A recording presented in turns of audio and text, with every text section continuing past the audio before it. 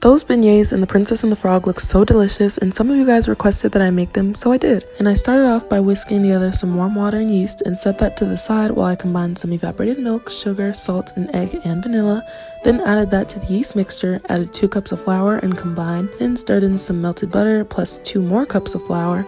And then once it was kind of a shaggy dough on a floured surface, I kneaded it until it was a relatively smooth ball, and I put it in an oiled bowl and let that rise for about 2 hours or until it was doubled in size. Then I gave it a little punch to deflate it and then rolled it out till it was about a 1/4 inch thick and cut out some squares/rectangles. They were pretty uneven, but it's okay. We got some variety, but I let them rest for 10 more minutes and started frying them, and once they poofed up, I flipped them over on the other side, fried for 1 more minute, then removed and drained them, and once they were all done, I drizzled with some honey and basically dredged them in powdered sugar. Then served them up with some cafe au lait, and they're pretty much done. They're basically like donuts, but they're so delicious. McDonald's McNuggets.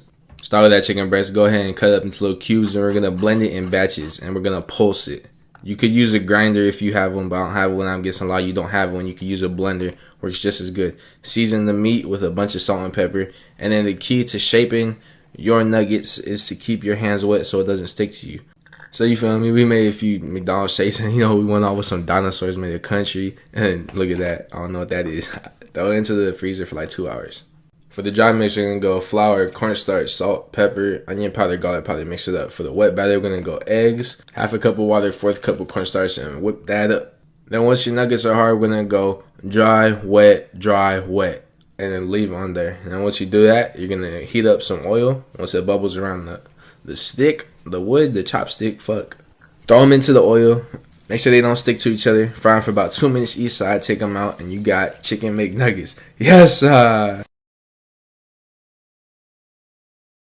I think we can all agree that the ratatouille from Ratatouille looks so delicious, and this scene literally gives me chills every time. Like, how could you not want to try it? So I was like, I'm gonna make it. So I started off by dicing up some carrots, celery, and onion the day before so things could just go a little quicker. And the next day I began by roasting some bell peppers and a jalapeno to get a smoky flavor.